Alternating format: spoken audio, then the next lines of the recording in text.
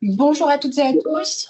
Bienvenue à ce webinaire de préparation du concours 2025 de l'EN3S. Un point à partager avec tous avant tout, le webinaire est enregistré pour pouvoir être mis à disposition ultérieurement sur YouTube.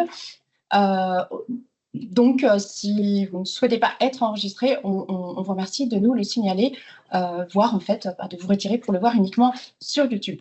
Bien entendu, l'idée d'être ensemble en direct, c'est vous proposer du contenu, mais aussi vous proposer des échanges.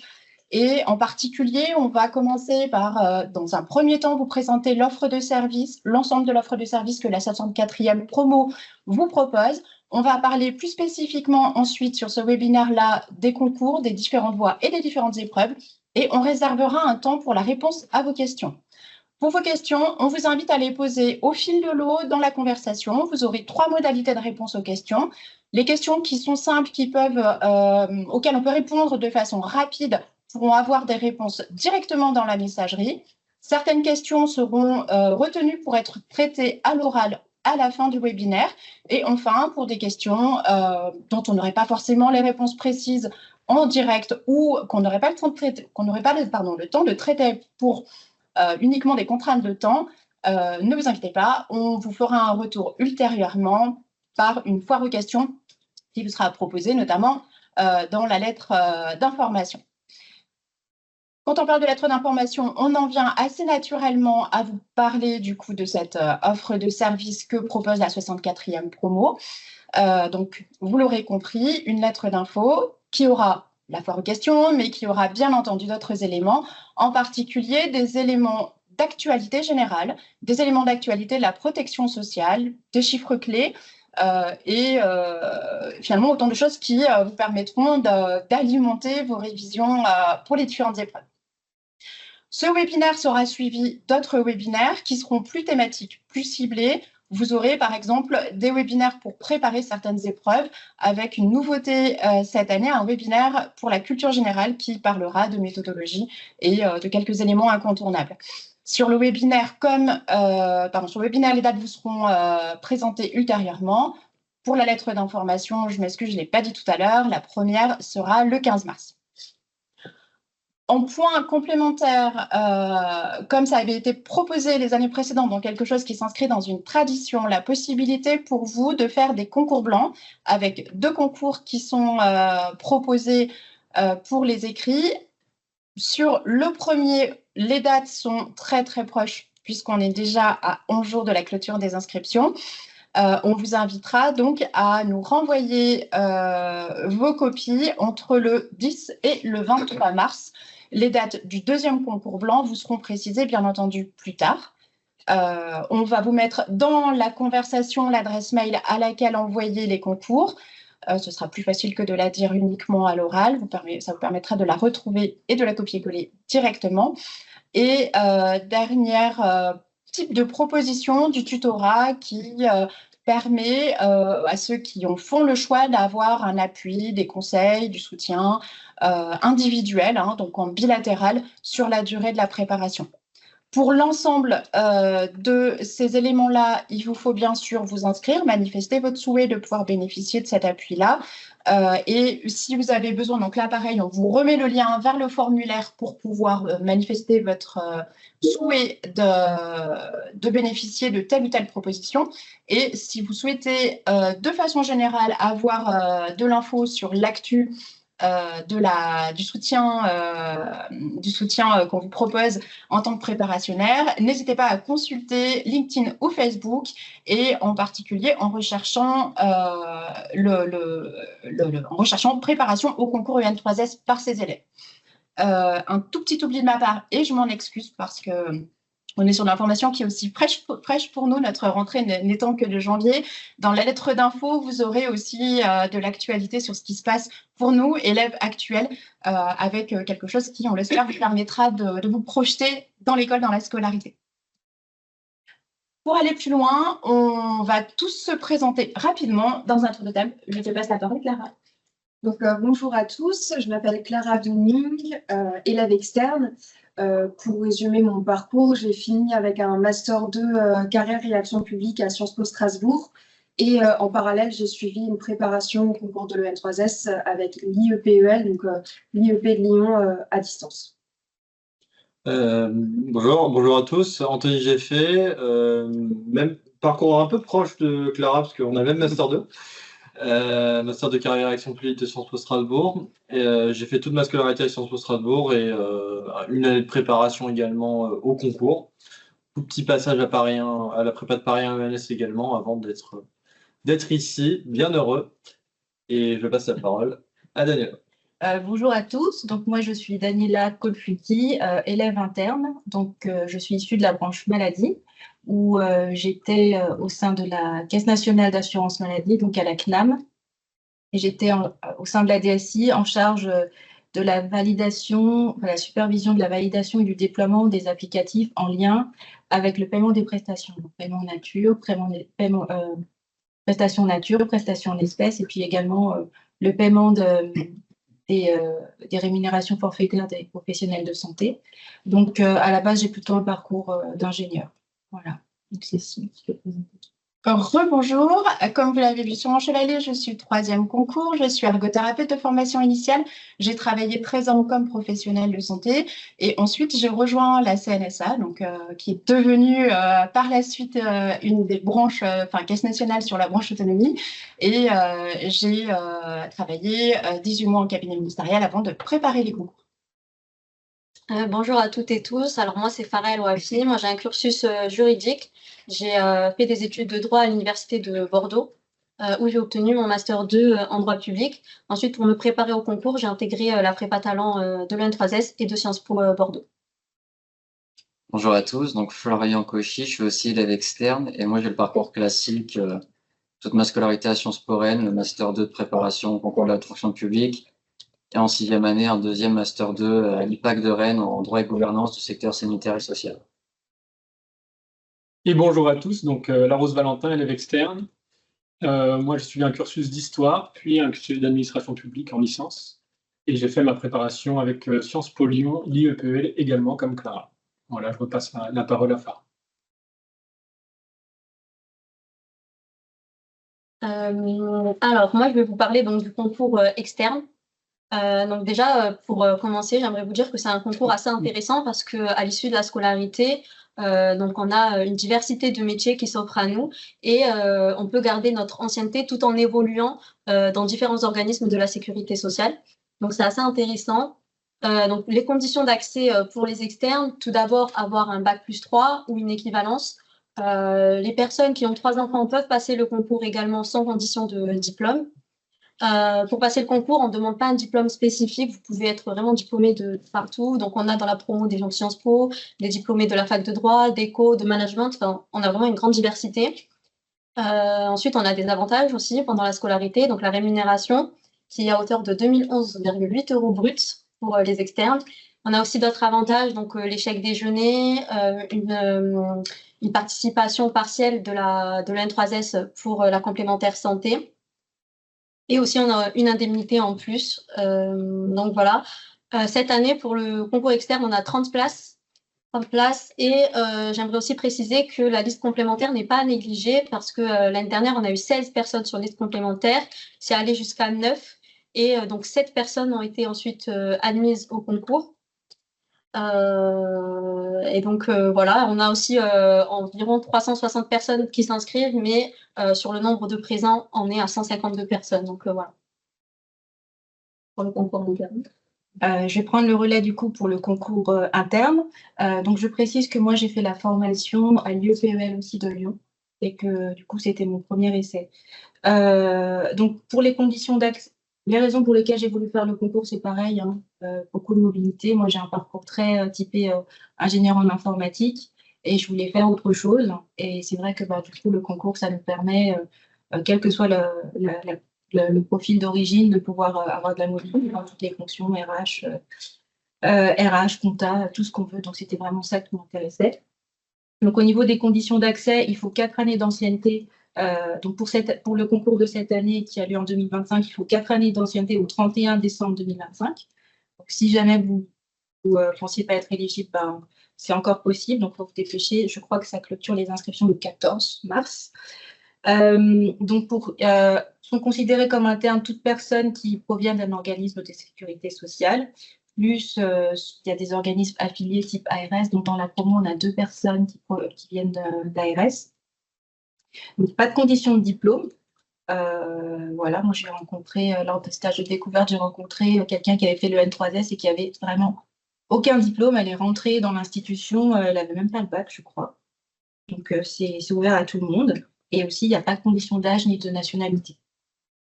Donc, voilà. Au niveau des places disponibles, l'année dernière, il y en avait 24 et je crois que cette année, il y en a encore 24. Et au niveau des inscrits, donc il y en a 97 qui s'étaient présentés l'année dernière. Donc, ça fait un ratio de 1/4 à peu près qui est admis. Donc, c'est assez intéressant. Et après, retour personnel, moi, c'est vrai que j'avais un petit peu une forme de complexe parce que j'avais pas le profil typique venant de caisse nationale, profil technique, etc. Mais j'ai envie de vous dire que faut vous lancer. À titre personnel, les préparations, ça se passait pas très bien, surtout au niveau de la note de synthèse, j'avais que des sales notes. Et à un moment donné, j'ai voulu abandonner, j'avais même prévu de pas me présenter au concours. Et puis c'est ma sœur qui m'a dit non, tu vas y aller. Et finalement, c'est passé. Donc, faut pas, c'est pas parce qu'on a des sales notes aux préparations qu'on va pas réussir le concours, j'en suis la preuve. Donc voilà, moi je peux juste vous encourager. Faut pas se laisser submerger par le doute. Et puis vous avez votre place comme n'importe qui. Donc, allez-y, tentez votre chance. Donc voilà, et je vais passer donc la parole à Cécile pour le 3e concours. Donc, je vais vous présenter effectivement le 3e concours qui est destiné aux personnes qui ne sont pas étudiantes ou qui n'ont pas un niveau licence et qui ne sont pas internes. Alors, on peut le dire en sens inverse aussi par les conditions nécessaires, les conditions à remplir pour pouvoir prétendre au 3e concours, c'est le fait d'avoir 5 ans d'expérience professionnelle ou 5 ans d'expérience associative, etc. Dans ce sens-là, certaines personnes, on a en fait notamment avec les collègues de promotion qui sont externes, un recouvrement partiel des profils. On a par exemple dans les externes une personne qui a été infirmier pendant 10 ans ou une personne qui a été professeur d'histoire pendant aussi une dizaine d'années. Donc ils auraient pu prétendre aussi au 3e concours. Ils ont fait le choix du concours interne. Externe, pardon. Ils ont fait le choix du concours externe pour alors, des raisons en fait un petit peu statistiques, puisque les statistiques et le nombre de places sont un petit peu moins bons, enfin un petit peu moins favorables, on va dire, sur le 3e concours, puisqu'il y a 3 places sur la liste principale et 2 places sur la liste complémentaire. Mais comme Farah vous l'a dit pour le concours externe, surtout, il ne faut pas négliger la liste complémentaire. Tous les ans, on remonte dans la liste complémentaire. Enfin, le concours est ouvert depuis 4 ans. Enfin, on était la 4e promotion là à avoir des 3e concours. Et sur les 4 années, ça s'est vérifié. On remonte en liste complémentaire. Les choses qui peuvent faire choisir le 3e concours, on a un avantage financier par rapport aux élèves qui sont externes, à savoir, en moyenne, on est à peu près à 500 € net de plus de rémunération. Après, en fait, il y a beaucoup de choses, tickets restaurant, indemnité de déplacement de stage, on est aligné sur les externes. C'est un choix, en fait, que vous pourrez faire en tenant compte de vos obligations. Et après, par contre, pour le choix avec les internes, souvent c'est vite fait. Si on peut prétendre au concours interne, on ne se pose même pas de questions. En fait, il voit ton t'es inscrite d'office au concours interne. Voilà, en sachant, pareil, en petite expérience personnelle, moi, avec mes 7 ans à la CNSA en convention UCANS, j'étais très motivée pour passer le concours interne. J'ai été bloquée au moment de remplir le formulaire, donc je me suis rabattue sur le 3e concours. Je suis 3e concours, ce n'était pas mon choix, mais j'ai été bloquée et j'ai rencontré des gens pendant les épreuves écrites qui étaient dans la même situation. Donc, avoir les 4 ans d'ancienneté sécurité sociale ne suffit pas pour prétendre au moment de l'inscription. C'est-à-dire que si tu as 5 ans, il faut toujours être en contrat, en fait, en contrat UCANS. Un point qui peut aussi vous faire opter pour le 3e concours, c'est qu'il est quand même sensiblement différent. Vous aurez 2 épreuves écrites et non pas 3 épreuves, à savoir la 3e épreuve qui est en fait sur les enjeux de la sécurité sociale n'existent pas pour les 3e concours. Et pour les oraux, vous aurez uniquement le grand oral. Un petit point qu'on traite là très rapidement, par contre, pour s'inscrire au 3e concours, il est demandé de pouvoir produire une note de réalisation probante. Le conseil que je peux vous donner tout de suite, c'est dans cette proposition d'écrit que vous faites dès l'inscription, soyez sur des éléments très précis, très factuels, très descriptifs. Elle va vous servir, elle va être un appui pour le grand oral, elle va être un appui pour le jury pour orienter les questions. Et comme vous aurez d'autres écrits, ceux d'entre vous qui seront admissibles, on vous souhaite nombreux, vous aurez d'autres écrits à produire en préparation au grand oral, fléchez bien votre note de réalisation probante sur des choses qu'on n'écrit pas dans une lettre de motivation beaucoup plus longue, beaucoup plus précise, pour expliquer finalement qui vous êtes et faire des fils à tirer pour le grand oral, pensez-y dès maintenant. Passer ce point-là, et peut-être un point aussi qu'on vous rappelle, notamment dans l'utilisation de la messagerie, là je vous ai parlé tout de suite en fait sur la de réalisation probante, peut-être que certains d'entre vous n'ont pas encore bouclé leur inscription et sont encore à s'interroger sur quel choix d'épreuve. On pourra vous parler de la stratégie pour le choix d'épreuve, par contre, ce n'est pas prévu directement en fait dans la réunion. Si vous souhaitez qu'on inclue cette séquence-là à l'intérieur, faites-le nous savoir là par la messagerie et on tâchera d'y répondre. Sur la note de réalisation probante, on va vous renvoyer le lien par la messagerie Amadou. Et puis surtout, n'hésitez pas, en fait, donc c'est les troisièmes concours que ça concerne uniquement les troisièmes concours dès l'inscription. Et surtout, on vous renvoie le lien qui est disponible sur le site. Et vous pourrez poser des questions, je pourrai vous répondre après individuellement, on pourra vous répondre par la suite en développant. On va passer à la présentation des différents types d'épreuves.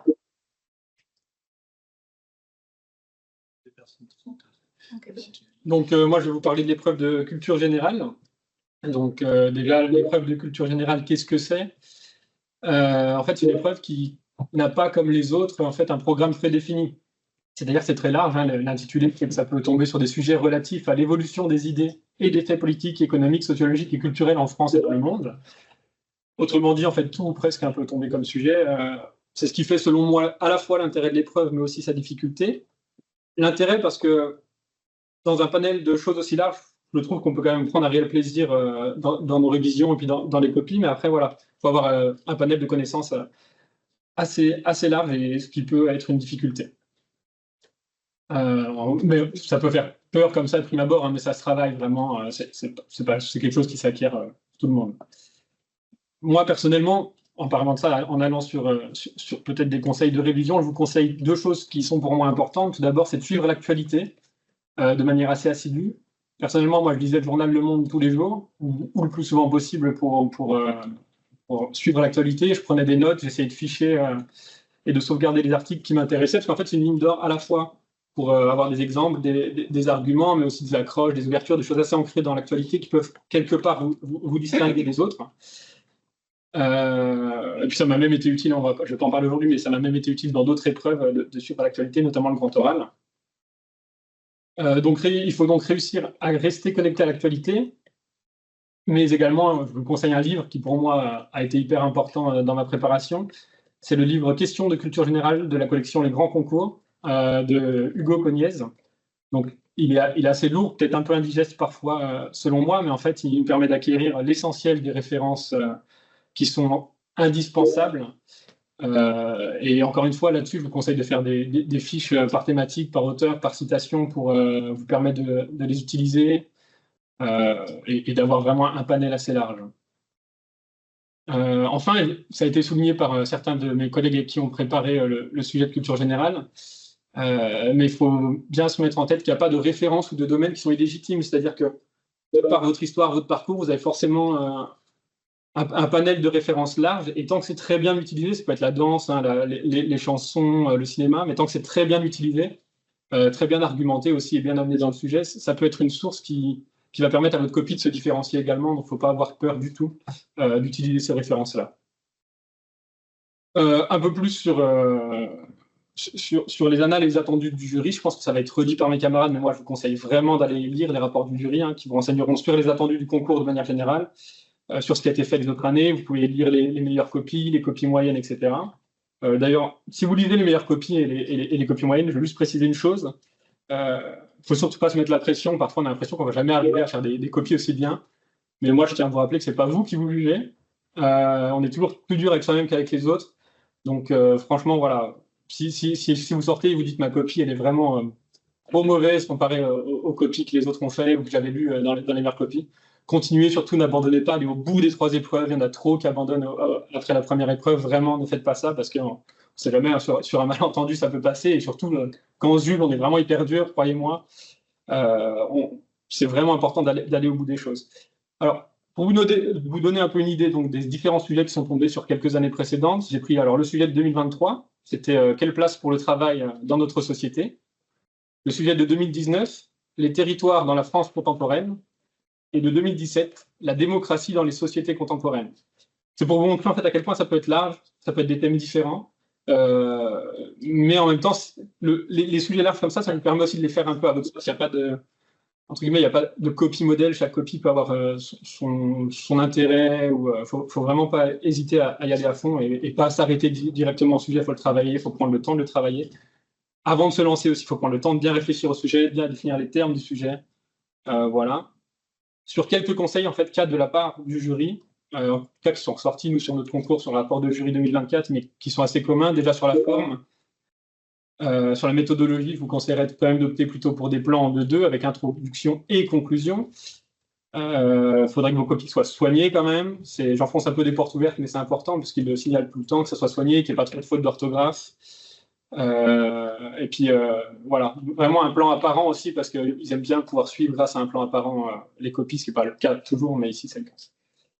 Sur le fond, voilà, il insiste quand même cette année le jury sur la posture de la culture générale qui n'est pas en fait une expression de ses opinions, c'est pas un pamphlet qu'on fait, il faut réussir à avoir quand même une posture assez neutre dans un style un peu administratif, impersonnel.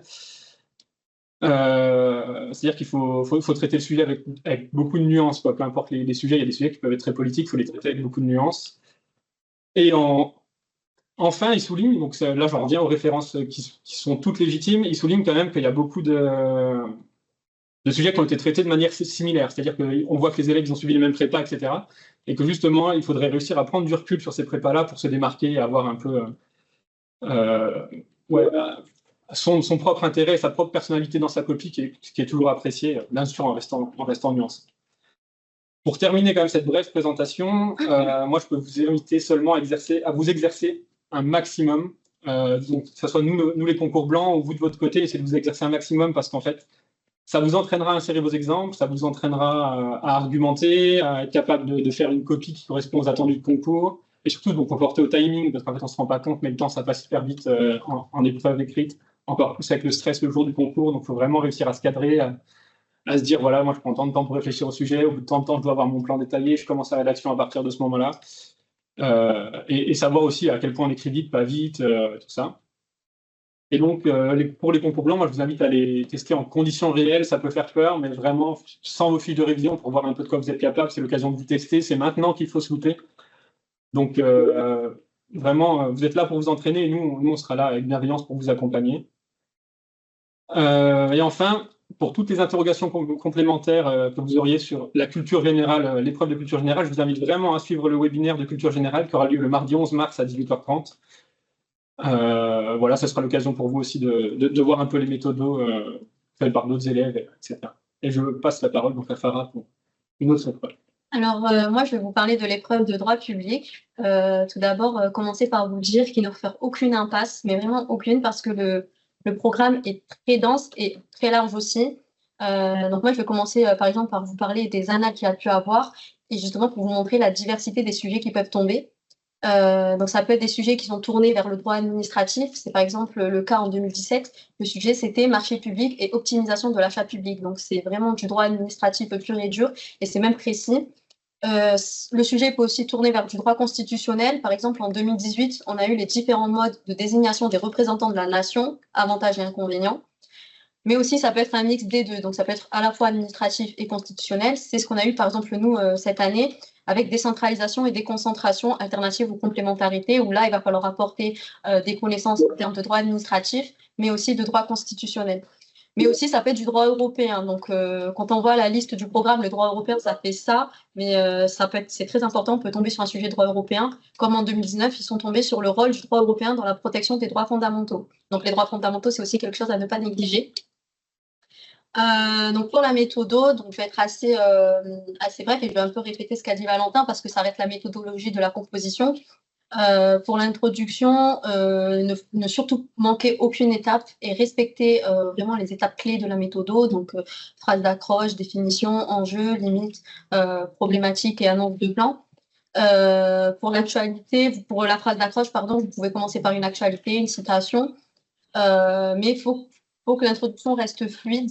Faut que ça reste fluide et que surtout vous puissiez montrer l'enjeu du sujet, parce que si on vous propose un sujet, c'est qu'il y a un problème derrière. Et surtout, il y a deux termes. Par exemple, nous, on était tombé sur déconcentration et décentralisation. Ne pas les définir, par exemple, dans le grand 1, déconcentration, grand 2, décentralisation, mais surtout mettre en balance les deux points. Ce que je voulais aussi ajouter, c'est que surtout la plupart des personnes qui prennent cette épreuve-là sont des personnes issues de la fac de droit. Et à la fac de droit, on nous rabâche souvent que dans les titres, on ne doit pas mettre de verbe conjugué. Dans le cadre du concours, c'est tout à fait possible. Et même si vous regardez les meilleures copies, plusieurs copies ont des verbes conjugués. Moi, personnellement, je trouve que ça rend la copie même plus fluide. Donc, vous pouvez mettre des verbes conjugués. Après, vous pouvez ne pas en mettre. Mais si vous le faites, essayez de garder le même style d'écriture dans toute votre copie. Donc, si vous mettez un verbe conjugué dans le grand 1, faites pareil pour le grand 2, ou inversement si vous n'en faites pas, pour que ce soit assez cohérent.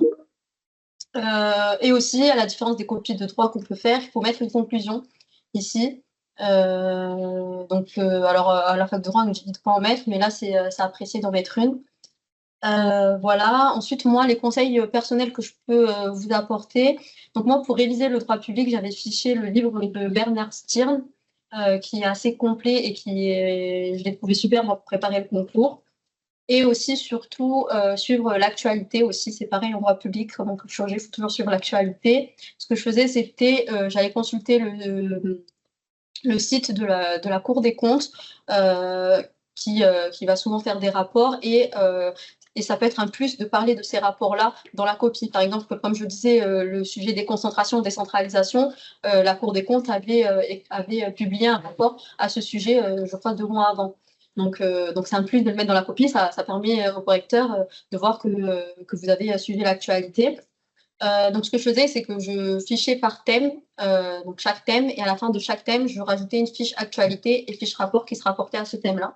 Donc, je trouvais que pour mémoriser, c'était bien. Ensuite, connaître les grands arrêts et les grandes jurisprudences, c'est important. Pourquoi pas aussi les petites jurisprudences dans l'actualité, ça permet d'illustrer vos propos, et donc c'est assez important aussi dans la copie d'illustrer vos propos et de pas trop être éloigné du sujet, et vraiment de préciser ce que vous voulez dire, de démontrer votre propos. Et aussi connaître les grands articles de la Constitution, donc très important, ça va vous servir dans n'importe quel sujet, vous pourrez le placer, même si vous n'avez pas d'accroche, placer un article de la Constitution en lien, ça passe à peu près. Et aussi, comme disait Valentin, s'entraîner en faisant des plans détaillés, en trouvant des enjeux, surtout un enjeu, une problématique, et reformuler les problématiques aussi, c'est important. Puis voilà. Moi, j'ai fini pour le droit public. Ok, donc du coup, on va passer sur l'épreuve d'études de cas, portant sur des questions managériales. Donc, au niveau de l'étude de cas, le type de sujet est toujours le même, en fait. Il s'agit toujours d'une entreprise qui autrefois était florissante et qui, pour des raisons X ou Y, voit ses résultats financiers chuter, qui rencontre donc des problèmes financiers. Et ça se traduit généralement aussi par des problèmes au niveau des ressources humaines. Et souvent, donc, l'entreprise fait appel à une entreprise extérieure, un cabinet de conseil, pour lui donner des conseils sur comment remonter la pente. Donc, grosso modo, c'est plutôt le secteur d'activité qui va changer que la typologie des attendus. Après, par rapport à ça, souvent, le plan, il est en 2 ou 3 parties. Et j'aime bien dire que le plan, il est souvent dans la question, parce que souvent, dans la question, c'est dit, faites un diagnostic, proposez. Voilà, donc il y a juste à découper la question et à décliner les réponses par rapport à ça. Donc, en général, il y a 3 parties. Donc, il y a la partie diagnostic. Après, il y a une partie, la deuxième partie, c'est stratégie globale. Et la troisième, c'est plutôt modalité opérationnelle de mise en œuvre. Donc, pour faire le diagnostic, ce qu'on a l'habitude de faire, ce qui passe à tous les coups et qui est très simple à la fois, c'est ce qu'on appelle un SWOT. Donc, en anglais, ça veut dire strength, donc force, weaknesses, faiblesse, O pour opportunity, donc opportunité, et T pour threats, donc menace. Donc, c'est une analyse à la fois pour analyser les forces et les faiblesses intrinsèques de la structure et voir aussi comment elle se situe dans son environnement par rapport aux aspects réglementaires et la concurrence. Donc ça, c'est quelque chose qu'il faut vraiment connaître et maîtriser, même si j'ai vu dans le dernier rapport du jury, il se plaignait un petit peu que tout le monde faisait la même chose, mais c'est la base quelque part. J'ai envie de dire, le jury dit que tout le monde fait ça, mais je pense qu'une copie qui ne l'aurait pas, il faudrait qu'elle soit vraiment solide à côté pour pouvoir passer. Il y a des choses, je pense que ce sont des exercices imposés, et le but, c'est vraiment plus de montrer qu'on est capable de présenter d'une manière différente que de s'en affranchir. Donc ça, voilà, ça c'est pour la partie diagnostic. Ensuite, le plan stratégique, il peut être décliné en quelques points. Ce qui est intéressant aussi, c'est que les 3 parties, en fait, elles sont pas obligatoirement équivalentes. C'est pas parce qu'on a une partie qui fait une page que toutes les parties doivent faire une page. On peut, par exemple, s'appesantir sur le diagnostic, ce qui est important, donner les orientations stratégiques de manière très brève. C'était le cas de la meilleure copie de 2022, qui avait une partie orientation stratégique très, très courte, et puis après, la déclinaison opérationnelle qui était aussi assez détaillée. Donc voilà. Et après, ce qu'on attend toujours, en fait, dans une copie, c'est développer, évidemment, l'aspect économique et financier, et toujours aussi, au regard des attendus d'un agent de direction par la suite, on a un volet RH qui est très important. Donc, qu'est-ce qu'on fait pour les ressources humaines et comment on discute, en fait, souvent aussi avec les organisations syndicales. Donc, il faut qu'il y ait au moins ces 3 éléments-là, économie, RH et organisation syndicale, pour que la copie, elle réponde aux attendus de base. Maintenant, il faut aussi, pour que ça, c'est, on va dire, pour assurer la moyenne. Après, ce qui est important, ce qui va valoriser vraiment la copie, c'est apporter après des éléments toujours de culture générale de ce qu'on connaît. Donc, pareil, il faut avoir lu ou avoir une culture du management et des organisations. Donc, moi, mes recommandations, c'est pas le monde, même si ça peut aider, mais c'est aussi, c'est en complément du monde, j'ai envie de dire. Lire beaucoup aussi d'actualité, notamment les échos, écouter peut-être BFM Business pour s'acculturer à tout ce vocable-là, comment les nouvelles tendances d'organisation, etc. Et si jamais vous voyez dans l'actualité, par exemple, des plans sociaux ou des trucs comme ça, il faut regarder ce qui ressort des négociations, ce qui est proposé, parce que ça pourra vous servir aussi. Vous, dans votre copie, en fait, on doit proposer des solutions. Donc, ça peut être très intéressant de savoir un petit peu ce qui se fait pour pouvoir le mettre dans la copie. Avoir une culture en fait globale de ce qui se fait, par exemple, sur le sujet qui est sorti dans 2024. Il s'agissait donc d'une entreprise de tourisme qui est en train de couler, quoi. Et il y avait un truc qui m'a frappé, mais spontanément, c'est vraiment juste du bon sens et de la culture, c'est qu'ils n'avaient pas de site, lorsqu'ils n'avaient pas de site internet, c'était pas possible de faire des réservations en ligne, ou ils n'étaient pas sur Kayak ou des trucs comme ça. Donc, un truc tout bête, mais qui montre qu'on est pragmatique, c'était de dire, moi, ce que j'ai proposé, en tout cas, c'est, voilà, il faut que cette entreprise elle fasse des partenariats pour être quand même sur les moteurs de recherche, pour être sollicité, parce qu'aujourd'hui, quand on veut partir en vacances, on regarde hôtel, on hôtel.com, on douche, je sais pas quoi.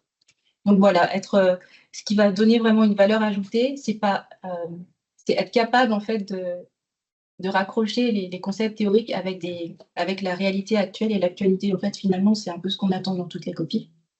Et c'est ça qui va permettre de passer du 10-11 à 13-14-15. Voilà, et donc je crois que j'ai fait à peu près le tour. Et la dernière chose, c'est oui. Donc, dans les éléments de stratégie opérationnelle, bien mentionner des éléments chiffrés, l'impact que ça pourrait avoir en termes de chiffres et le coût aussi, ainsi que les délais de mise en œuvre. Et enfin, bien aussi mentionner l'aspect groupe de travail, faire des ateliers pour pouvoir réfléchir aux solutions. Et je crois que j'ai fait à peu près. Ah oui. Et dernier conseil, par rapport à l'examen le jour J, un conseil que j'avais entendu au webinaire de l'année dernière et qui m'avait vraiment bien aidé. Moi, j'étais en amphi à Lyon et la table était très petite, on n'avait pas beaucoup d'espace. Et du coup, l'élève de la 63e avait dit qu'elle avait mis ses copies par terre. J'ai suivi son conseil et c'est bien pratique. Deuxième conseil, prendre une bouteille d'eau parce que moi j'étais dans un amphi qui n'était pas forcément bien climatisé et à la fin j'ai cru que j'allais tomber dans les pommes tellement il fait chaud. Et puis c'est une épreuve qui dure 5 heures. Les autres c'est 4 heures mais là c'est 5 heures donc c'est vraiment très très dur. Et physiquement c'est intense. Et pourtant je me préparais à la maison en conditions du réel mais ça n'a rien à voir entre ce qu'on fait à la maison et une fois qu'on est là, ça n'a rien à voir. Donc bien prévoir de l'eau pour s'hydrater parce qu'une fois qu'on est rentré on n'a pas le droit de sortir. Une fois que les copies ont été sorties, donc Voilà, je crois que j'ai à peu près tout. Donc, je passe là. L'économie, maintenant. Autre registre avec des sujets qui sont assez larges en économie et qui peuvent aussi se recouper avec les sujets de culture générale, notamment. Typiquement, Valentin parlait de la place du travail dans la société contemporaine, qui est le sujet 2023 en culture générale. Et en économie, le sujet 2024, c'est le plein emploi est-il possible en France? Les deux sujets se recoupent un peu si on les prend mot à mot, disons. Mais en économie, il y a une méthode spécifique qui doit être appliquée et qui fait que le traitement d'un sujet de culture générale et d'un sujet d'économie est fondamentalement différent. Sur le sujet du plein emploi, il faut d'abord définir ce que c'est d'un point de vue économique, c'est-à-dire qu'il y a un seuil qu'on appelle le NERU, le NORU, Non-Accelerating Inflation Rate of Unemployment, pour les anglophones parmi vous. Qui est fixé à 5% du chômage et qui est attendu dans la définition d'une copie d'économie, alors que dans une copie de culture générale, l'attendu sera peut-être un peu moins. Donc, l'épreuve d'économie, elle se caractérise vraiment finalement par des sujets qui sont parfois très généraux et qui en même temps ont des attendus économiques spécifiques qu'il faut maîtriser sans faire d'impasse. On le voit notamment sur d'autres annales des dernières années. J'ai pris celle de 2021 à 2023.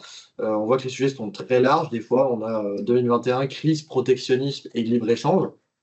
Donc là, c'est un sujet qui pourrait d'ailleurs totalement revenir cette année vu le contexte international actuel, vu ce qui se passe avec Trump, vu ce qui se passe avec l'augmentation des droits de douane.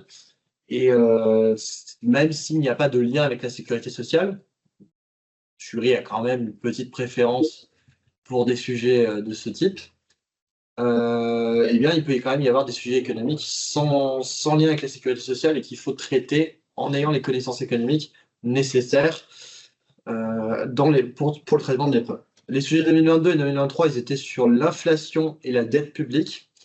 Et ça montre aussi que les sujets d'économie sont beaucoup calibrés selon l'actualité économique du moment. Typiquement en 2022, pourquoi c'était l'inflation? Parce qu'il y avait une augmentation de l'inflation en 2021 qui s'est poursuivie dans un contexte qu'on connaît dans les années d'après et qui a conduit à une augmentation des taux directeurs qui a justifié le sujet 2023. Et pareil, en 2024, on a eu la création de France Travail, donc une actualité économique majeure qui a justifié le sujet 2024. Le sujet 2025, probablement, on va dire, pour être sur le commerce international, même s'il y a d'autres éléments qui peuvent tomber. Mais en tout cas, ce qui est important, c'est d'avoir la méthodologie, la définition des termes économiques, la définition aussi de concepts proches du sujet. Typiquement, le rapport du jury sur le sujet de l'an dernier, il attendait à ce qu'il y ait des notions comme le taux d'emploi, le taux d'activité, le halo du chômage, qui soient définis dans le traitement d'un pro et qui n'étaient pas assez traités dans l'essentiel des copies. Donc, il y a un point méthodologique qui est très important là-dessus et qu'il faut en plus compléter par des données chiffrées récentes. Ça, c'est un attendu phare du jury, c'est qu'ils veulent peut-être pas les chiffres précis à la virgule près, mais au moins l'ordre de grandeur, que vous ne vous trompiez pas sur les chiffres de l'ONDAM ou de la loi de financement de la sécurité sociale. C'est des données chiffrées récentes qu'il faut actualiser et qu'il faut avoir sur un éventail d'indicateurs comme le PIB, le niveau de dette ou encore le budget de la sécurité sociale. Au-delà de ces éléments, il faut aussi apporter à votre copie des éléments de théorie économique. C'est là où des manuels comme ceux de Barfetti ou de Benassi-Kéré, mais plutôt Barfetti, sont très utiles parce qu'ils permettent d'avoir un apport théorique assez complet et en plus de l'adosser à des propositions qui sont en général aussi un attendu de l'épreuve. Pas forcément en révolutionnant le capitalisme, mais en tout cas en apportant un certain nombre de leviers pour améliorer le traitement du sujet. Il faut néanmoins aussi rapporter que souvent les sujets ont quand même un lien avec la sécurité sociale. C'était le cas en 2022, 2023 et 2024. C'était possible de faire le lien et certaines copies l'ont fait. Toutefois, on voit que certaines copies, même si elles tournent plutôt autour de 13-14, alors que celles qui mobilisent la sécu sont à 17-18, on voit que certaines copies s'en passent et s'en sortent très bien. Donc il n'y a pas forcément. C'est pas non plus une épreuve de questions sanitaires et sociales, ça reste une épreuve d'économie. Qui aussi valorise souvent une ouverture à la fin de l'épreuve sur un sujet proche.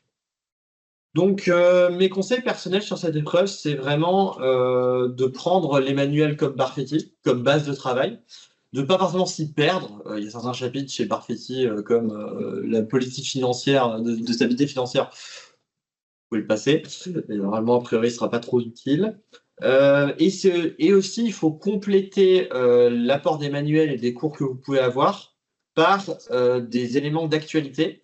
Le Monde, BFM Business peuvent être des très bons éléments, mais il faut aussi les compléter par des éléments plus spécialisés comme les notes du Conseil d'analyse économique, les notes, les publications, les rapports de l'Inspection générale des finances et de la Cour des comptes, et les lettres du Trésor Éco, de la DG de Trésor, qui sont assez complètes et qui fournissent des éléments assez concrets.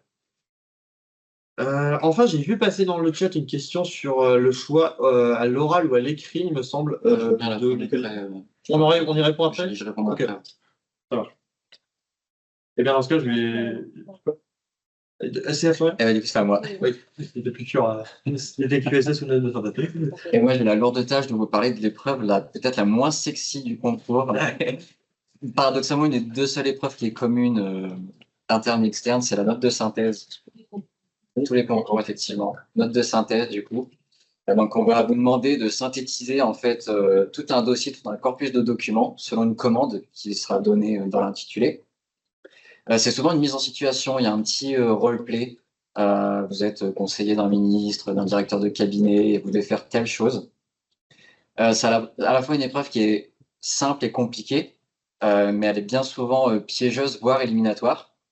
Alors, elle est simple parce que vous n'avez pas de connaissances à apporter, et elle est très compliquée parce que vous avez une méthode très stricte à appliquer, et c'est que 4 heures de durée. Donc, 4 heures, c'est très très court, vous vous rendrez compte quand vous serez devant votre copie le jour du concours. Donc, les modalités, c'est COEF 4, c'est le COEF le plus faible à l'écrit. C'est un dossier qui varie de 50 à 80 pages. C'est assez conséquent, hein. Quand vous voyez le pavé arriver sur votre table, ça peut vous refroidir, mais ne vous démoralisez pas. Et le but, c'est en 4 heures réussir à synthétiser toutes ces pages. Nous, c'était 80 pages, je crois, quand on a passé le concours, en 5 pages et dans un temps de 4 heures qui est très court. Donc, c'est une épreuve de méthodo pure, rien d'autre. Vous venez les mains dans les poches, vous oubliez tout ce que vous savez et vous faites que le corpus. Pour cette épreuve, il y a des impératifs absolus à respecter. Je vais vous les dire, ces paroles d'évangile gravées dans votre mémoire, il faut les garder à tout prix. 5 pages maximum, écriture manuscrite normale. Pas une ligne de plus. Si vous êtes sur une 6e page, c'est terminé. Bon, si vous faites quelques lignes en plus, c'est pas bien grave, mais c'est vraiment 5 pages maximum. Pas de conclusion, surtout pas. Tous les ans, il y en a. Le jury déteste ça, donc n'y pensez même pas. Et il y a un style entièrement rédigé, pas de tiré, pas de points, pas de bullet point. Style administratif, mais pas non plus caricatural. Pas de pronom personnel, pas de recours à des styles émotionnels, polémiques ou journalistiques. Restez vraiment direct administratif. L'intro, elle doit être courte, moins d'une page, mais pas trop courte ni simpliste, parce que pareil, le jury n'aime pas. Pour ce qui est des transitions entre vos deux parties, alors il n'y a pas vraiment de transition, juste ce qu'on fait tous, c'est on fait une phrase pour dire qu'on passe d'un élément à un autre, mais ne faites pas des transitions comme vous faites pour les autres concours. Surtout, ne citez pas les documents au début, le jury va vous tuer si vous faites ça. Ne citez pas les documents, faites comme si... Alors, il y a deux choses. Vous ne faites pas de sommaire des documents au début des prêts, parce qu'il y en a qui font ça, et vous ne citez pas les documents dans votre copie, en mode entre parenthèses, document 5. Les documents, en fait, votre copie doit pouvoir se lire sans avoir connaissance des documents à côté. Il ne faut pas faire de renvoi. Et tous les ans, ça arrive, et le jury n'aime pas du tout ça. Ensuite, comme je vous disais, c'est une épreuve de méthodo pure. Donc moi, je vais vous donner la méthodo que j'avais appliquée moi-même et qui avait plutôt bien marché, puisque j'avais eu une bonne note. Et c'est une méthode que j'avais appris à l'IPAG. Vous avez en premier lieu, quand vous avez votre corpus et que l'épreuve commence, les 5 premières minutes, vous lisez juste le sujet. les quelques petites phrases qui expliquent la commande, qui vous êtes, ce que vous devez faire. Vous analysez, vous repérez bien qui vous êtes dans le sujet, c'est quoi votre fonction et ce qui est attendu de vous. C'est en fait, en lisant déjà ces quelques phrases, vous devez déjà savoir plus ou moins ce que vous allez faire, ce que vous devez faire. Ensuite, les 5 minutes qui suivent, vous lisez le sommaire de documents. Il y a la deuxième page, vous avez tous les documents qui sont listés. Et le but, ça va être de classer de manière informelle ces documents, mais pour vous, pas sur votre copie, vous mettez sur votre brouillon. Et l'objectif, c'est de trouver le document pivot. C'est-à-dire, il y a un document dans tout ça qui sera peut-être le plus important et sur lequel vous allez le plus vous appuyer. Il faut vraiment le repérer et si vous l'avez trouvé vite, bah, ça va vous faciliter toute votre rédaction, votre construction de plan. Et ensuite, vous classez les documents. Donc, le pivot, en général, sera le plus important. C'est celui que vous allez lire en premier. Et ensuite, vous déclassez du plus important au moins important, en sachant qu'il faut faire attention. Parfois, vous avez des articles qui sont des documents qui sont des articles un peu polémiques, des choses plus politiques, syndicales. En général, on les classe dans les derniers parce que comme ils sont très sujets, c'est très subjectif, on les prend moins. Tandis que des documents qui sont tirés de rapports de grands corps d'État comme la Cour des comptes, vous allez vous appuyer dessus absolument, ou des rapports de l'IGAS, ça c'est essentiel. Mais le but, c'est vraiment de trouver ce document pivot.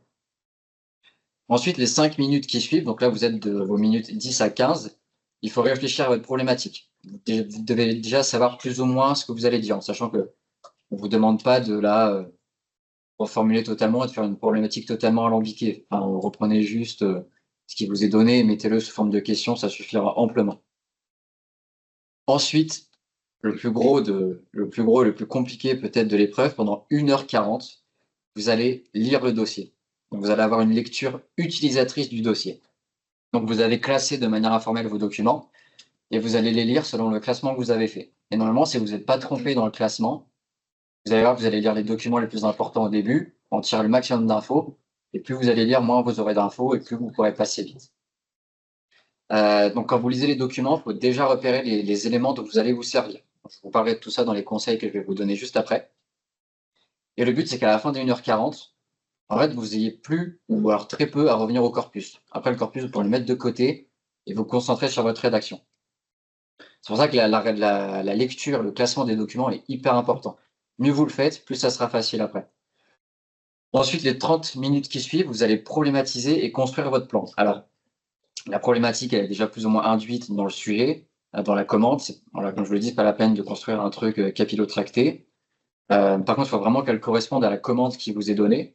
Le plan, c'est pareil. En général, nous, c'était le cas. Il est toujours indiqué, les deux parties. Donc, si le plan est indiqué dans la commande, vous le respectez à la lettre. Le jury n'aime pas les candidats qui prennent des initiatives et qui font des essais sur des plans un peu décalés. En général, ça ne passe pas. Si le plan est donné, vous le prenez. Voilà, donc en général, c'est un plan en 2 parties. Hein. Vous avez une première partie, par exemple, je sais pas, les enjeux, deuxième partie, les perspectives, peu importe. Ce qui est plus dur, c'est si la commande n'indique pas de plan. C'était le cas de l'année juste avant nous. Non, ou une année pas très loin de l'année où nous on est passé. Donc là, c'est plus dur. Là, je vous conseillerais plutôt de faire une deuxième partie sur les limites et enjeux et une partie sur les dispositifs. Donc, pour le moment, la première partie. Enfin, si le contexte y invite, hein, j'y reviendrai juste après. Ensuite, vous avez le reste du temps, c'est la rédaction. Donc, c'est normalement, vous ne revenez pas au doc. Tout ce que vous avez sur vos brouillons, ça doit être suffisant.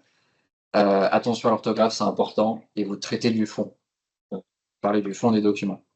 Et les 5 dernières minutes, essentielles, relisez-vous, corrigez-vous, parce que tous les ans, le jury le dit, il y a des problèmes d'orthographe, il y a des problèmes de relecture. C'est hyper important de se garder ce temps en fin d'épreuve. Pour les conseils que je peux vous donner sur toute cette épreuve, je vais répéter ce qui a déjà été dit 100 fois par mes camarades, mais c'est peut-être plus essentiel pour cette épreuve-là, c'est lisez le rapport de jury, lisez les meilleures copies. C'est vraiment en faisant ça que vous allez voir comment c'est structuré et vous améliorer. C'est la meilleure forme d'apprentissage en soi, parce que les notes de synthèse, vous ne pourrez pas vous entraîner autant chez vous que pour les autres épreuves, parce que le dossier, c'est plus dur de l'avoir. C'est toujours plus dur en informatique, mieux vaut l'avoir en format papier, on ne peut pas tous l'imprimer pour s'entraîner. Il y a un style simple, direct, administratif, sans caricaturer. Ça, c'est une remarque qui avait été faite par le jury l'année dernière. Caricature de style, ils n'aiment pas. Vos titres de partie, sous-partie sont visibles, ils sont qualifiants. C'est-à-dire que quand on lit la partie, on sait déjà de quoi vous allez parler. Pour la lecture du dossier, moi je vous conseille d'avoir 4 fluos de 4 couleurs différentes. Chaque couleur, ça correspond à une de vos sous-parties. Quand vous trouvez un élément intéressant dans le document, vous le surlignez d'une couleur et vous reportez le numéro de page et globalement l'idée de ce que vous avez surligné sur votre brouillon. Vous avez quadrillé en partie sous partie. Ça, c'est hyper important pour après, si jamais vous devez revenir au corpus, de pouvoir aller vite. Donc, le mieux, c'est une page par partie pour aller vite. Qu'est-ce que je peux vous dire d'autre pour finir? Tous les documents sont intéressants. Il y a rarement des documents pièges, des documents qui doivent être mis de côté. Nous, par exemple, on avait un poème de Rimbaud. Le jury dit que c'était intéressant de l'utiliser.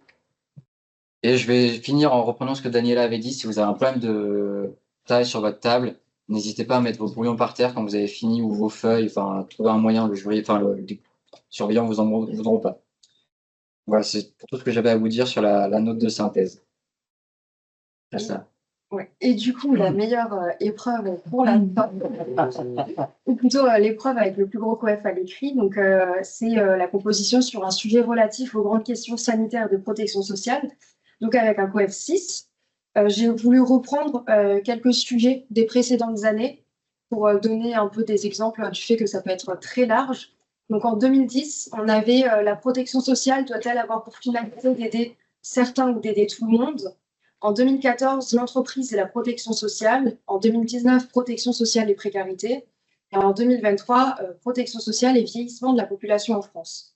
Il faut faire attention, il y a des sujets qui reviennent régulièrement, comme sur le financement ou l'organisation de la protection sociale. Je vais passer du coup d'abord à des conseils méthodaux et enfin je finirai par des conseils perso de révision.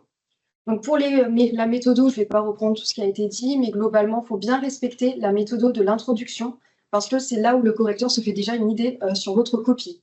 Donc on respecte l'accroche, l'énonciation du sujet, la définition des termes, attention à bien tout définir, la contextualisation, les enjeux et la problématique qui doit être différente de celle du sujet si c'est sous forme interrogative, et l'annonce de plan. Si on a un sujet avec une seule notion, comme la précarité, il faut bien couvrir tous les champs. Donc, pas seulement le champ de la famille et de la pauvreté, mais la précarité sous l'aspect maladie, vieillesse. Par exemple, le sujet de l'année dernière sur l'égalité homme-femme, c'était pas à traiter que du point de vue de la branche famille, mais aussi parler des inégalités en santé, des droits conjugaux et familiaux de retraite, par exemple. Pour revenir sur les titres signifiants, c'est très important parce que ça donne une indication de ce qui va être abordé dans la conférence. Il faut savoir que les correcteurs, ils ont beaucoup de copies à voir en très peu de temps. Donc, ils vont principalement lire votre intro et regarder votre plan. Et donc, ça va déjà permettre de déterminer, d'orienter plus ou moins votre note.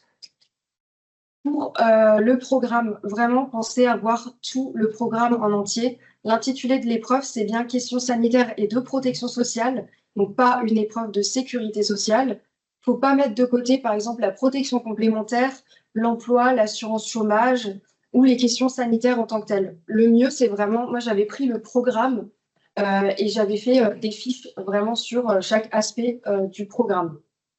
Globalement, pour la rédaction, je reprenais toujours la même structure de plan. Ça fonctionne plutôt bien en général. Donc mon 1A, c'était les enjeux et le constat actuel. Mon 1B, c'est ce qui a été mis en place dans les années précédentes ou actuellement. Mon 2A, c'est ce qu'il reste à améliorer, le bilan, les limites. Et enfin, mon 2B, c'était les perspectives et les propositions. Et cette partie est très importante parce qu'une copie en QSS doit comporter des propositions actuelles obligatoirement. Maintenant, je reviens du coup sur mes conseils personnels de révision. Déjà, une fois par semaine, je lisais le CQ Hebdo et globalement l'actualité en protection sociale. Je notais tous les faits importants et je les ajoutais à mes fiches de révision. Ça permet de donner de la matière à vos copies et de faire la différence entre quelqu'un qui passe le concours parmi tant d'autres ou qui s'y intéresse vraiment. Je m'étais aussi fait une fiche avec une accroche pour chaque gros thème, donc avec une citation ou une actualité sur la base de ce que j'avais vu dans l'année. Donc, et j'avais fait la même chose en droit public aussi, si jamais. Ça me permettait de ne pas avoir à réfléchir pour lancer ma rédaction au moment du concours. Ce que j'avais fait aussi pour retenir les données précises, parce que parfois on peut en avoir beaucoup avec des chiffres comme les budgets, le taux de non-recours, c'est que je m'étais fait des flashcards et donc ça me permettait de réviser de manière ludique des informations difficiles à retenir. Et pour finir, du coup, je reviens sur la partie proposition, mais à la fin de mes fiches, j'avais toujours fait une petite partie, un petit encadré avec des propositions en me basant sur des rapports. C'est important de lire les rapports parce que ça vous permet de sortir de vos révisions pures et dures et aussi d'étoffer vos connaissances. Et en plus, pour les rapports, les titres ressemblent souvent à ce qui est attendu en termes de titres au concours. Donc, c'est ce qu'on appelle les titres signifiants. Donc, globalement, je crois que j'ai balayé tout ça, mais si je reprends juste rapidement ma fiche, j'avais toujours en premier plan une actualité, une citation, le déroulé de ma fiche, et enfin, proposition à la fin. C'est bon. Le CQ Hebdo, oui. Ah, oui, je crois que c'était le CQ Hebdo, si c'est ça la question. Et du coup, il y aura bien la newsletter qui va aussi reprendre beaucoup d'informations qui m'auraient beaucoup aidé l'année dernière. Et pour le CQ Hebdo, Léa ou Mathilde va vous écrire dans le chat comment ça s'écrit. Il faut juste faire attention parce que la version gratuite à laquelle on a accès, il y a toujours un décalage de à peu près 4 à 3 semaines. Donc voilà. Faut regarder l'actu aussi sur d'autres sites à côté. Nous sommes la Sécu.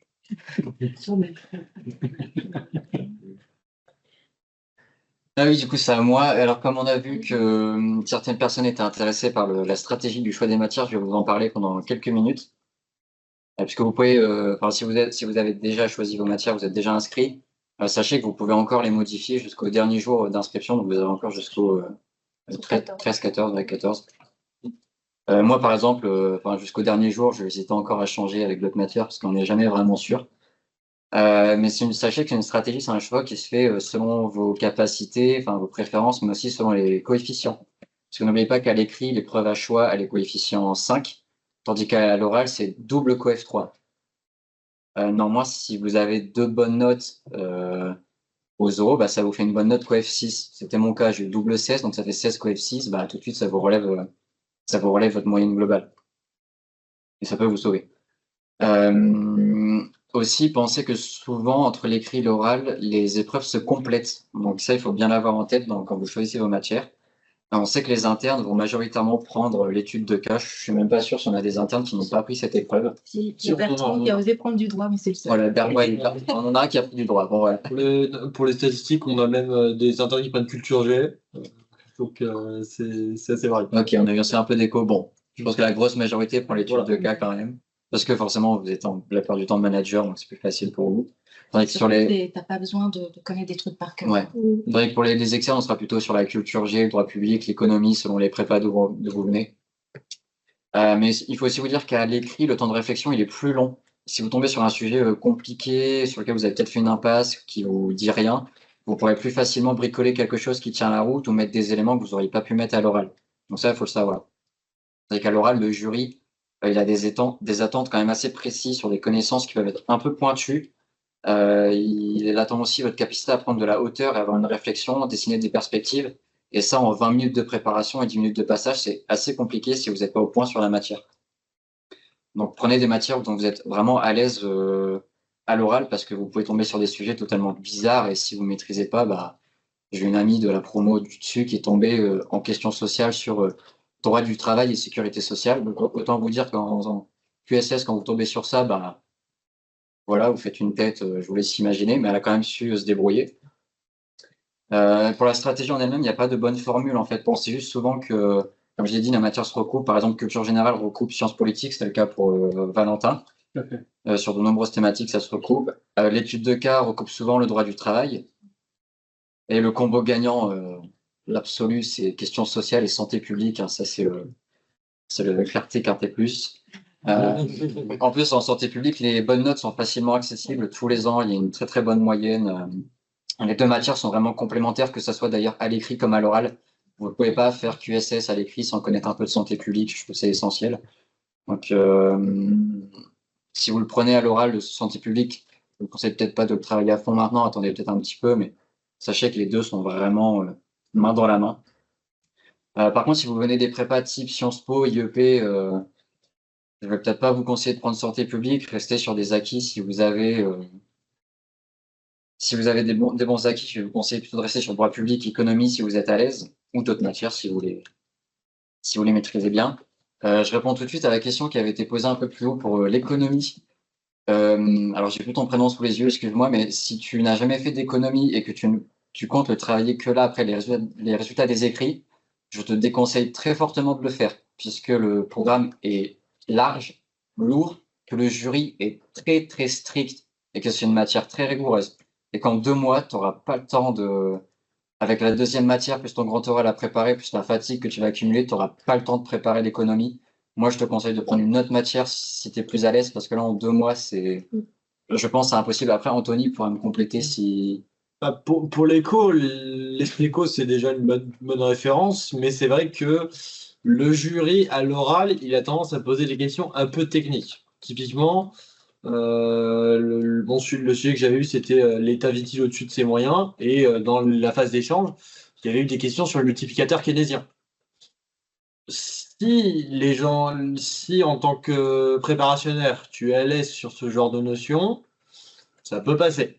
Le jury va pas chercher la réponse exacte économique, il va pas demander les formules mathématiques derrière le multiplicateur keynésien, très clairement.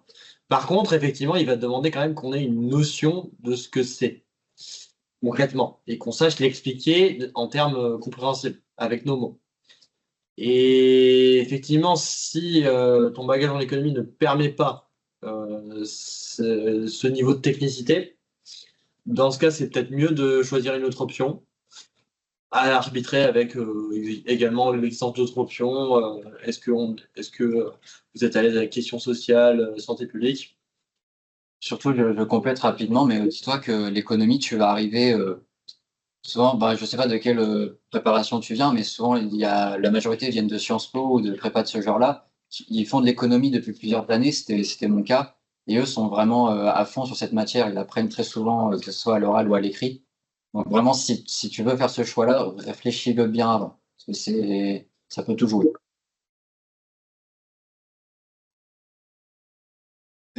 Alors, du coup, on a fini le temps vraiment de présentation des sujets qu'on souhaitait faire. Donc, on va pouvoir consacrer la suite du webinaire à vos questions. Et Farah, si tu veux bien, la question sur le droit public. Oui, alors je crois que c'était Lucia, ton prénom. Alors, la question sur le droit public, marché public, honnêtement, je pense que c'est le pire sujet sur lequel on peut tomber. Mais si vous tombez dessus, alors ce que je vous conseille, vu que c'est très précis, mon conseil, ça serait du coup d'élargir vers d'autres notions du droit public sans faire de hors-sujet, bien sûr. Mais donc, dès que vous avez un sujet très précis comme ça, se baser sur les grands principes du droit public, je pense que c'est quelque chose qui peut vous éviter la casse, quoi. Et donc, par exemple, là, sur le sujet de marché public, vous pouvez élargir sur, par exemple, le bon usage des deniers publics. Je sais qu'il y avait une grosse jurisprudence là-dessus. Alors là, honnêtement, je ne pourrais plus vous dire c'est laquelle. On a aussi tout ce qui concerne liberté contractuelle. Enfin, vous pouvez élargir sur d'autres thèmes tout en restant dans le sujet. Et donc, ça va vous permettre d'écrire quelque chose, de ne pas être focalisé sur le marché public parce que c'est très, très précis. Après, pour les conseils de révision, donc moi, je fichais Bernard Stirn et il y a un bon chapitre sur les marchés publics parce que justement, il n'est pas très descriptif. Il va aussi mettre en balance certains enjeux, certaines problématiques pour ce sujet-là. Donc, c'est un livre que je te conseille, surtout pour marché public. Et donc voilà. Et après aussi, donc du coup, se baser sur les grands principes du droit public et ne pas se focaliser sur les détails, par exemple en marché public. Donc on sait qu'il y a des procédures, mais ne pas se focaliser sur les chiffres, à l'euro près de la procédure. Donc je pense que ça, c'est des choses qu'on peut zapper pour les révisions, mis à part si tu as pris droit public pour l'oral. Donc là, c'est une technicité qui sera peut-être demandée à l'oral, mais pour l'écrit, je pense pas. Donc, pas se focaliser sur ces détails-là, mais surtout sur les grands principes du droit public que tu pourras mettre en balance avec ton sujet. Valentin, une question sur la préparation sciences politiques? Oui, alors, on y reviendra déjà dans un autre webinaire, parce qu'on aura un webinaire consacré aux épreuves orales. Moi, personnellement, pour la science politique, j'avais beaucoup révisé en fait avec ce que je révisais en culture G, parce que ça se regroupe pas mal en fait quand vous regardez le programme de sciences politiques, hein, il est accessible sur le site de l'M3S, comme tous les autres programmes d'ailleurs. Vous verrez que les thèmes de culture G qu'il y a dans les grands manuels, etc., ça rentre assez bien dedans. Après, voilà, il y a des auteurs à connaître ou des références. Moi, j'avais lu Rosan Vallon, Fourquet, par exemple. Mais vraiment, ouais, ça se recoupait pas mal avec la culture générale, avec un peu de sociologie politique, évidemment. Il y a des manuels de sociologie politique qui existent. Faudrait voir, je crois que l'année dernière, j'avais mis dans leur fiche ressources un manuel, mais moi, je ne l'avais pas utilisé. Donc voilà, vraiment, on reviendra totalement sur cette épreuve. Là, je vous conseillerais quand même de plus vous concentrer sur les écrits dans un premier temps, parce que c'est le gros morceau, entre guillemets, qu'il faut déjà passer. Du coup, pour la personne qui a interrogé, la préparation aux écrits pour les personnes qui ne sont pas en prépa, c'est mon cas. J'ai passé le concours sans faire de prépa. Et sur le calendrier, j'ai commencé à préparer en fait les concours à partir de février. Ça a été dense, sachant que moi, j'ai pas de formation administrative à la base. Donc après, le temps nécessaire, j'ai envie de dire, connaissez bien, réfléchissez bien en fait à vos points forts. Si vous avez une bonne base en droit public, si vous avez déjà fait beaucoup de compositions, ne passez pas de temps là-dessus et misez sur ces points forts, capitalisez dessus et essayez, entre guillemets, de limiter la casse sur les autres épreuves. À titre personnel, moi, sur la note de synthèse, je savais en fait que ça ne serait pas une difficulté. J'ai fait 2 après-midi d'entraînement. Par contre, j'avais choisi questions contemporaines. J'ai passé beaucoup plus de temps sur du fond, sur de la méthode. J'ai eu une note qui m'a permis d'être admissible. Donc, en soi, j'ai envie de dire, connaissez-vous bien, misez plein pot là où vous êtes bon et surtout, dites-vous bien que si vous loupez totalement une épreuve, ça ne va pas le faire pour vous. Donc, c'est plutôt en termes d'équilibre qu'il faut le voir qu'en objectif de temps complet. Et du coup, je vais prendre la question sur les ouvrages en QSS. Donc moi, je vais vous donner 2 ouvrages, mais en fait, ils ne sont pas actualisés. Enfin, c'est des versions anciennes. J'avais pris Politique sociale et de santé, comprendre et agir. C'est un livre de Yvette Récilier avec la collaboration de Gilles Hutto. Et sinon, je m'étais beaucoup basée sur Politique sociale de Pascal Penaud. Par contre, je tiens à préciser que surtout celui de politique sociale de Pascal Penaud, il date de 2016. Donc ça date énormément. J'ai dû faire un gros travail derrière de réactualisation des données, même de noms d'aide ou de prestations qui avaient changé. Ça prend beaucoup de temps. Peut-être se tourner vers des ouvrages plus récents, mais je ne les ai pas forcément en tête. Ou alors partir sur ça et compenser avec rendez-vous de l'actu, rapport, etc. Mais c'est un point de vigilance. Et j'enchaîne du coup directement sur la question sur le droit du travail à l'oral, puisque j'avais pris droit du travail. Si jamais, vous pouvez me contacter à l'écrit, sur LinkedIn ou quoi que ce soit pour me poser des questions. Mais c'est quand même assez technique. Moi, j'avais un sujet, c'était la loyauté dans les relations de travail, sujet auquel je ne m'étais pas préparée puisque c'est vraiment une ligne dans mon cours de base. Donc, il faut quand même se préparer en conséquence. Les questions sont quand même assez techniques. On va dire, globalement, c'est tout le programme d'une L3 de droit, donc droit du travail, relations individuelles, relations collectives, mais pour rentrer dans le détail pratique que moi, j'avais pas, j'ai pu m'en sortir, mais avec globalement tout juste la moyenne. En fait, je voulais juste intervenir sur les ouvrages pour la QSS. Je ne sais pas si c'est le cas pour tout le monde, je sais qu'on est plusieurs dans la promo à avoir utilisé également le droit de la sécurité sociale, système et finalité de Gilles Hutto.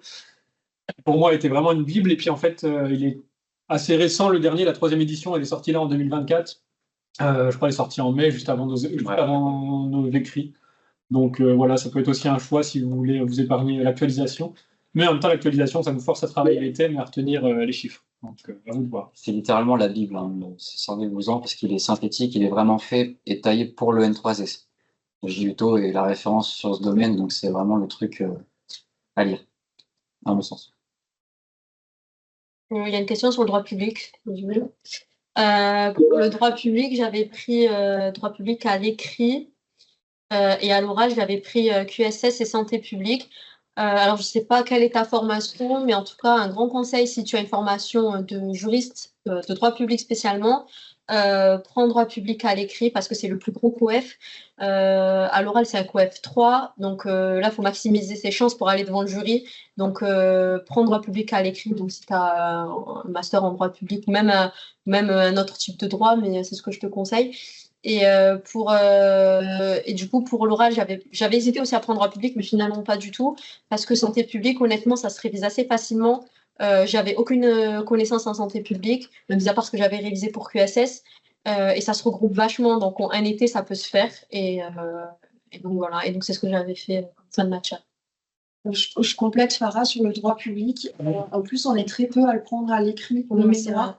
Donc, vous maximisez vos chances de vous distinguer par rapport à peut-être des gens, enfin des profils qui vont préparer l'INSP, etc., qui vont aller sur la culture G. Donc, si vous avez un profil juridique, ça peut être un bon choix de partir sur le droit public. C'est vrai, parce que culture G, c'est généralement pris par les gens de Sciences Po aussi.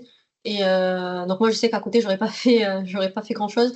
Donc, droit public, c'était vraiment pour maximiser ses chances là-dessus. C'est le plus gros COEF. Donc voilà. Alors, certains d'entre vous, vous nous aviez aussi posé des questions en fait sur le Forms au moment de la transcription au webinaire, notamment en fait des gens qui interrogeaient est-ce que c'est possible d'avoir le concours du premier coup. Oui, tous les ans, il y a des gens qui ont le concours du premier coup. Vous en avez plusieurs devant vous, donc partez optimiste. Après, un point peut-être à avoir en tête par rapport au concours, enfin sur le concours de l'N3S par rapport à d'autres concours, notamment les concours INET et INSP pour lesquels ça a été levé. Vous avez 3 chances de passer les concours. C'est pas passé les 3 premières fois, vous ne pouvez plus le retenter.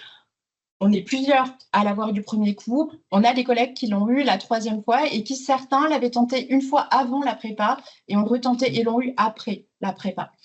Toutes les configurations sont possibles. On peut se le dire, c'est vraiment la question des profils, la question de comment on maximise, en fait, on s'appuie sur ces bons atouts, comme l'a dit Farah. À un moment, j'ai un master en droit, je prends le droit aux épreuves écrites, il faut d'abord passer la barre d'admissibilité. Il ne faut quand même pas l'oublier. Il y a un gros tri au moment de l'admissibilité et au moment des oraux. Le grand oral compte aussi beaucoup. Donc, vraiment, on ne néglige pas le choix des épreuves à l'écrite. Misez là où vous êtes bon. Et après, en fait, on peut aussi se le dire, il y a un petit peu, c'est un concours, il y a une part de chance. Vous avez un concours, vous avez une épreuve qui vous inspire, vous avez un sujet en fait qui est celui qui vous a vraiment fait horreur.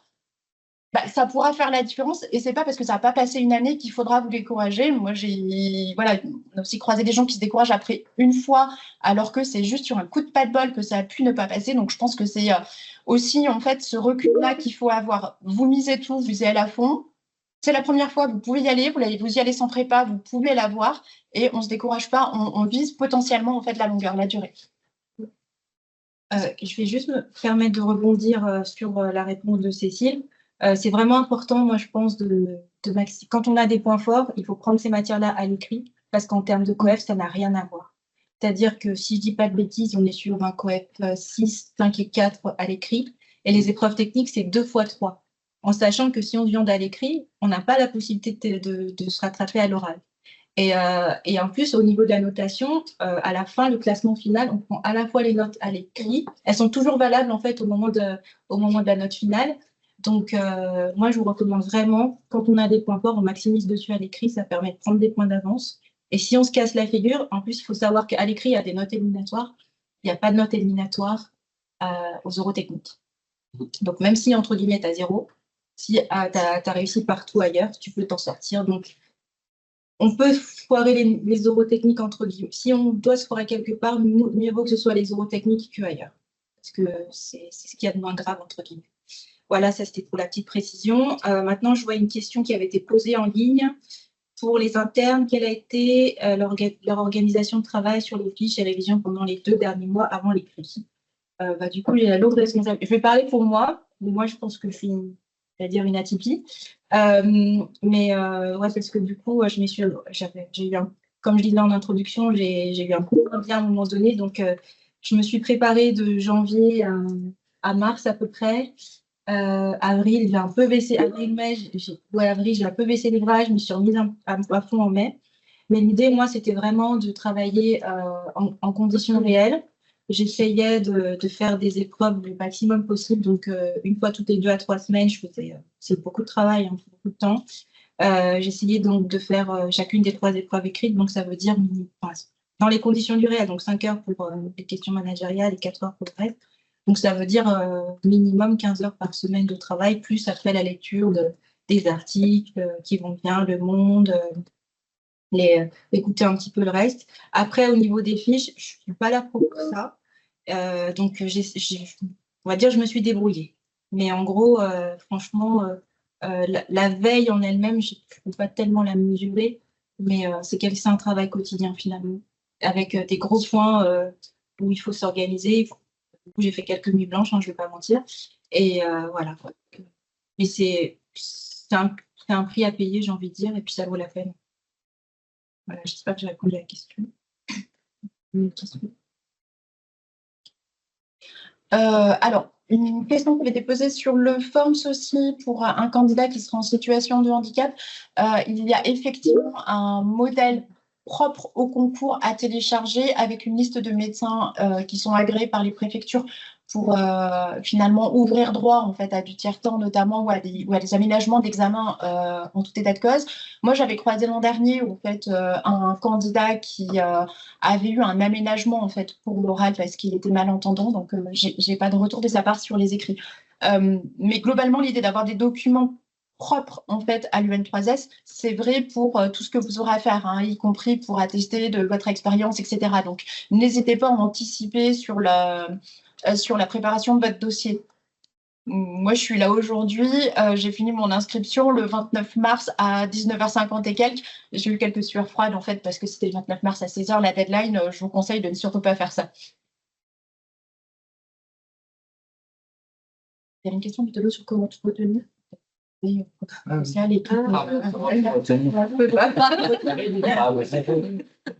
pourrait essayer, hein, mais c'est impossible. En vrai, les flashcards aident quand même beaucoup. Ouais, J'avais retenu un nombre incalculable de chiffres, de citations, de trucs grâce aux flashcards et je révisais à chaque fois, je me faisais une session révision, je ne sais pas, 2 heures et après je me calais 30 minutes de flashcards. Flashcards, c'est Carte flash. c'est soit en version écrite ou en ligne. Il y a aussi des applications. Donc en fait, vous allez avoir la face le recto avec la question, par exemple, quel est le taux de non-recours au RSA, et le verso avec le résultat, la réponse, pardon. Et du coup, vous vous challengez, vous vous interrogez vous-même et vous regardez si vous connaissez la réponse, si vous avez juste, et faites ça, et en fait, ça va travailler sur votre mémoire. C'est pas 34%.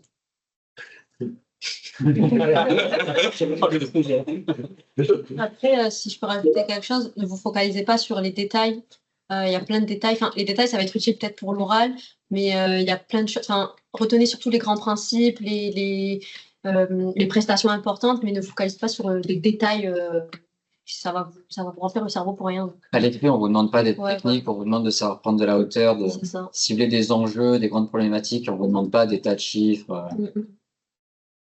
Les grands chiffres, mais pas tous les. Ouais, les grands chiffres, mais voilà. C'est comme en économie, les ordres de grandeur. Vraiment, c'est partout pour le coup. Pas la virgule près. Voilà. Et sur la question aussi qui était posée sur la méthode pour la personne en fait qui s'inscrit et qui commence en fait finalement sa préparation, il y a bien sûr le contenu à appréhender, mais sur le concours, enfin, on a plus de la moitié en fait de vos résultats qui vont être sur la méthode. Entraînez-vous. Enfin, je pense que ça a été dit pour chacune des épreuves. Entraînez-vous en conditions réelles si vous avez possibilité sur études de cas ou notes de synthèse. Faites-le avec de documents papier parce que ça n'a rien à voir en fait entre exploiter le document papier et le faire sur ordinateur. Vous ne ferez pas de contrôle F sur vos papiers. Si vous avez en fait vous avez dégrafé votre dossier en cours de route, qu'il est totalement parti en cacahuète, ça va être différent. Et puis, vous pourrez aussi tester dans ces conditions-là. Est-ce que vous fonctionnez au surligneur? Est-ce que vous prenez des notes à côté? Il faudra vraiment trouver votre méthode pour être le plus efficace possible. Vraiment, ne négligez pas la méthodo avec les éléments théoriques, et ne négligez pas l'entraînement qui fait partie prenante de la méthodo. Il faut vous dire que quand vous arrivez le jour de l'épreuve, il y a des choses en fait que vous ne saviez pas faire. Au début, vous prépariez les concours qui aujourd'hui sont devenues des évidences. Et pour ça, vraiment, de la répétition, de l'entraînement au plus proche des conditions réelles, y compris le faire sur un guéridon chez vous, avec cette notion de table petite. Je crois qu'on l'a tous vécu, le moment de sueur froide en voyant que les tables, on y met deux feuilles à 3 dessus, quoi. Donc, vraiment, ne négligez pas la méthodo et éventuellement, dans votre programmation, mettez-vous bien ces plages méthodo en complément en fait, des plages de contenu, de travail de fond. Je peux dire un truc je rebondis sur ce que Cécile a dit. Pour la note de synthèse, je vous conseille de ne pas désagrafer votre dossier. Juste d'enlever les 2 premières pages. Mais si vous désagrafez, vous avez des chances de vous perdre dans vos feuilles, de les mélanger et d'être perdu. Les faire tomber. On espère avoir répondu. Attends, il y a Valentin qui m'a... Pardon. Non, mais c'était pour conclure, mais si... Ouais. En fait, c'était juste avant de conclure, peut-être, je te laisserai terminer si tu veux. Et alors déjà, remercier 2 personnes là de l'ombre que vous ne voyez pas, c'est Léa et Mathilde qui font un peu peur de la caméra. Et enfin, vous dire qu'on sait que c'est un concours qui est difficile, que la préparation, ça peut être éreintant, que ça peut être épuisant, et que mentalement, parfois, vous pouvez être dans des moments un peu plus durs, un peu plus bas. Faut pas hésiter à prendre des pauses, à garder un équilibre en fait entre votre préparation et puis les moments de vie classiques, que ce soit du sport, que ce soit lire ou juste jouer aux jeux vidéo. Enfin, je sais pas ce que vous aimez faire dans la vie, mais vraiment, je trouve ça important. Vous êtes tous capables d'y arriver. On n'est pas plus intelligent ou plus bête que vous. Vraiment, vous pouvez y arriver. Vous pouvez gérer cette pression. Faut pas trop s'en mettre non plus. C'est un concours, c'est pas toute votre vie qui va se jouer là. Vous pourrez le repasser. Voilà. Et surtout, n'abandonnez pas. Même si vous vous sentez moins bien, ça fait un moment que vous n'avez pas à travailler ou autre, essayez de vous y remettre. N'hésitez pas à contacter des gens aussi. Si vous êtes tutoré par l'un de nous ou par les autres de la promo, vous pourrez nous contacter également. Je pense qu'on sera tous à votre écoute parce qu'on est passé par là et vous êtes capable d'y réussir. On vous souhaite le meilleur pour la suite et on se retrouvera de toute façon pour un autre webinaire. On dit bonne chance pour le concours blanc, dont les sujets sont déjà en ligne si vous le voulez. Joyeux Hunger Games. Merci à tous. Et puis, on se dit par un biais ou un autre, à très bientôt. Bonne chance, bon courage, bonne continuation. Au revoir. Alors malheureusement en comptabilité on n'a pas eu le temps d'en organiser un. La personne qui avait des compétences là-dessus n'a pas eu le temps de le faire, donc il n'y aura pas de sujet en compta au moins pour le premier concours blanc. Au revoir. Au revoir. Au revoir à tous.